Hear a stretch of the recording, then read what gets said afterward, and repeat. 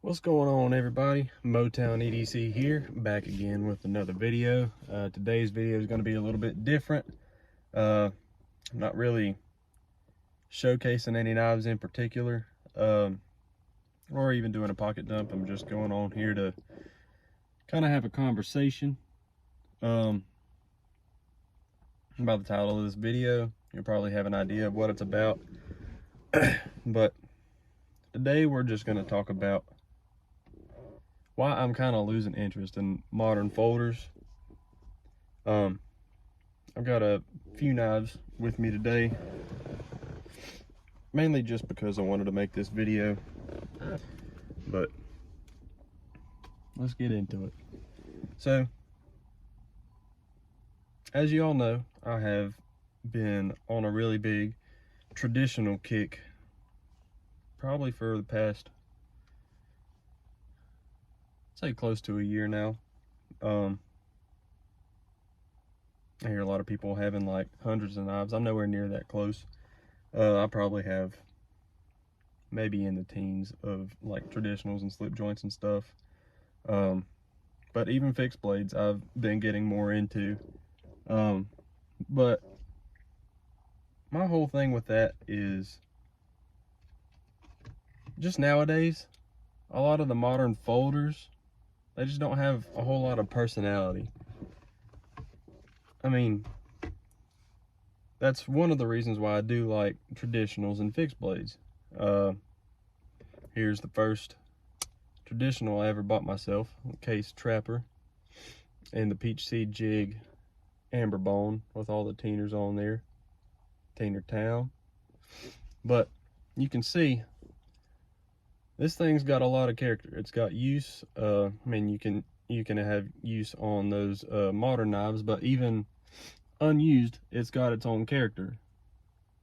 Those bone, especially like the traditionals with the bone handles, stag, even wood, stuff like that. And I know there are moderns out there with those kinds of materials, but that's very far and few. There's just really not a whole lot innovative. I like these and fixed blades because you have all the different options and personalities of every single different kind of material. Yeah,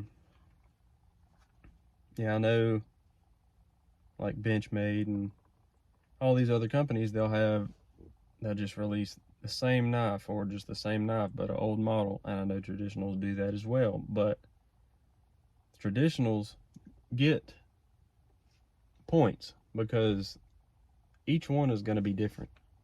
There are no two that are going to be the same. It has its own personality. I mean, if you take a look at my Peach Seed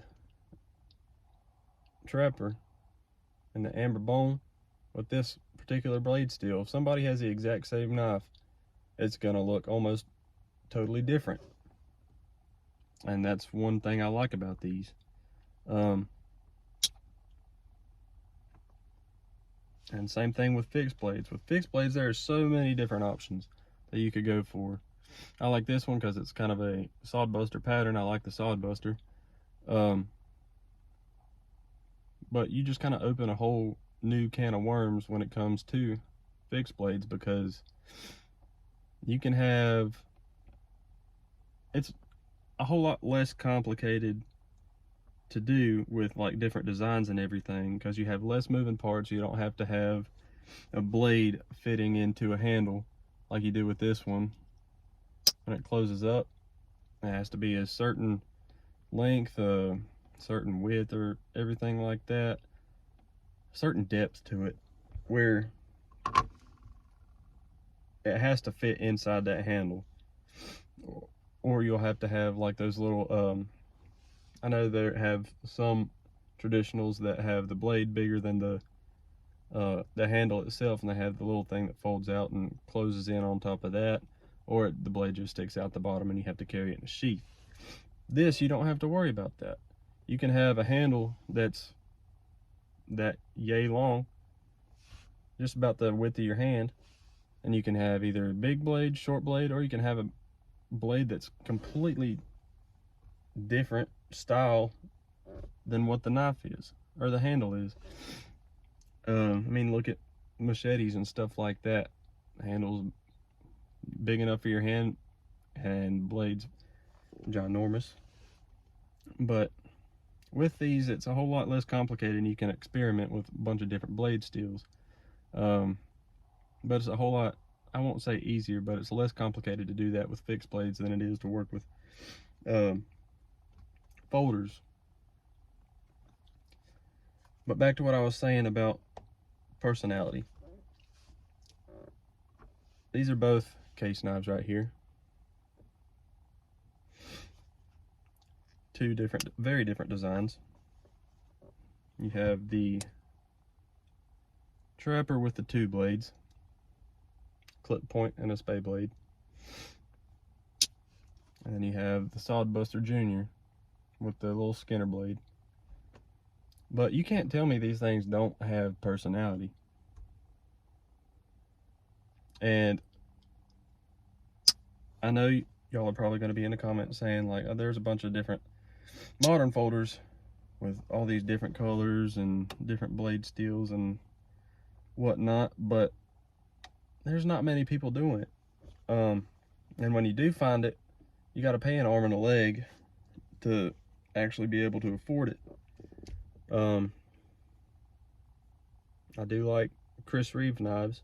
I have my Sabenza 21 with the Insengo blade, and that's probably one of very few modern folding knives that still give me the fizz, as Wrangler Star would say. But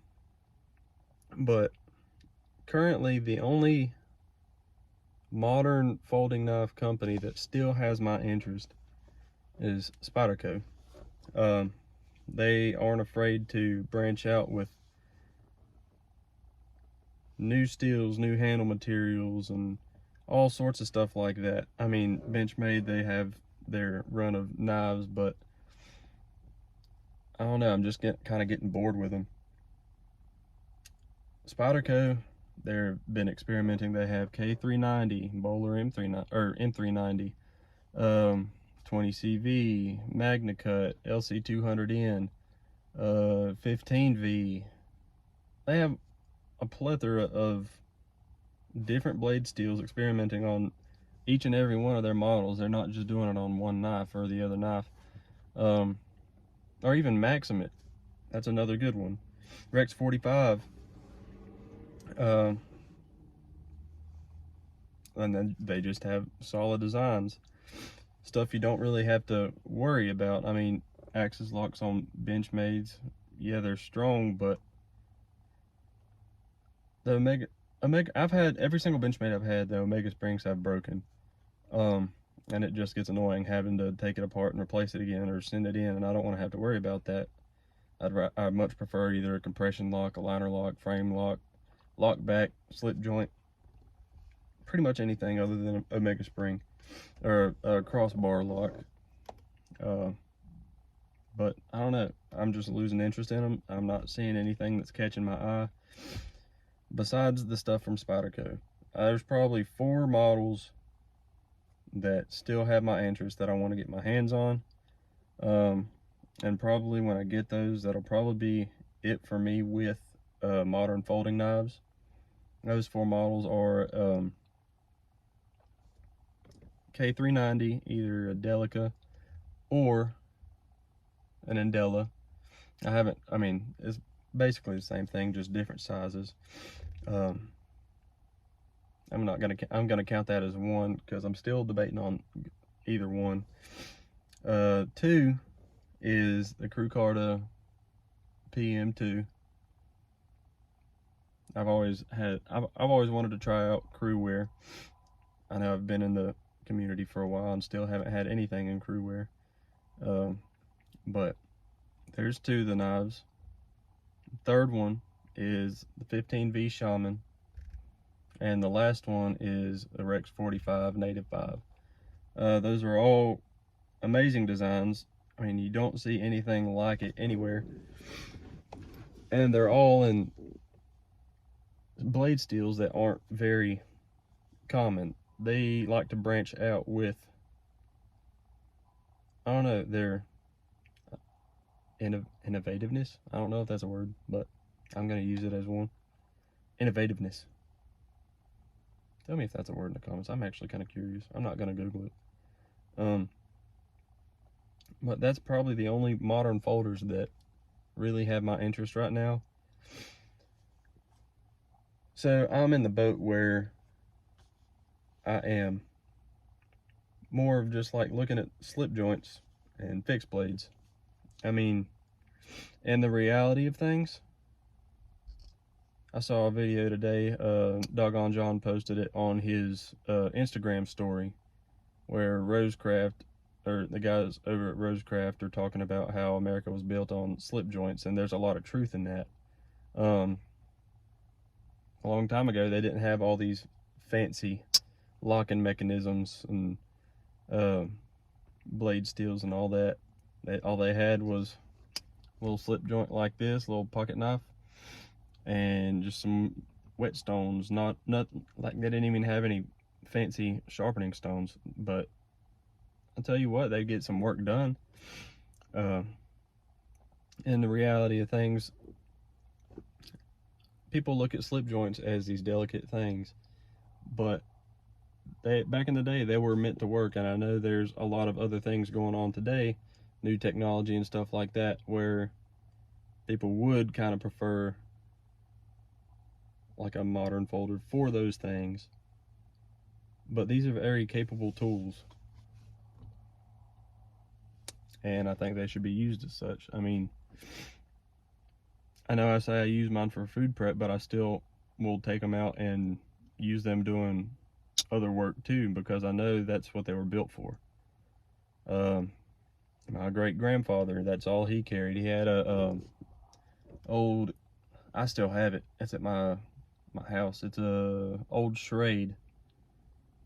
I don't even know, it looks kind of like a slimline trapper with a single blade and a liner lock, but it's got yellow Delrin handle on it with a little bass fish on it, a largemouth. But I still have that, and he was a farmer. He had horses and all that stuff, and he was a hard worker. That was the knife he used. I mean, you know, farming comes with a lot of hard work. He had his own paving company too, so you know, he put his knife through the paces. I mean, that if I had that with me, I'd show you, but that blade is ground down to the bone, and you can just tell he used it, because that's what it was meant for. They're tools. I mean, these things aren't meant to just sit. They're meant to be used. And that's why I'm such a big advocate of learning how to sharpen them and take care of them and use your stuff, because I feel like it's just, I don't know the word for it. I don't know the word, but you're kind of doing it a disservice to not use it, in my eyes, unless it's something that you're wanting to hold and pass down. And even in fixed blades, everybody knows people are going to use fixed blades for hard work and stuff like that, but I'm getting more into this because there's so many more options and blade steels and all the custom work you can have with fixed blades, just because it's less complicated of a process of trying to get it fit in to a handle. You don't have to worry about that. But I'm just rambling. I just wanted to talk about that, do a video today, and I hope y'all enjoyed today's video. Leave me a comment. Got a guy with a leaf blower right behind me, but go down in the comments, leave a comment, like the video, go use your knives, learn how to sharpen them, use them safely, and as always guys, y'all come back and see me. Until next time.